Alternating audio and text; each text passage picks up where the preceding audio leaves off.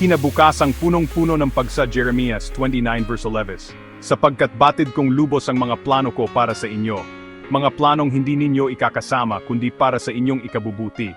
Ito'y mga planong magdudulot sa inyo ng kinabukasang punong-puno ng pag-asa.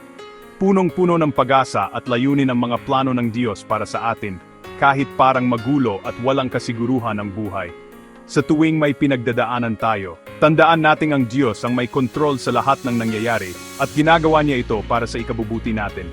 Kapag nagtitiwala tayo sa kanyang perpektong plano, nagkakaroon tayo ng tapang na magpatuloy dahil alam nating hawak niya ang ating kinabukasan.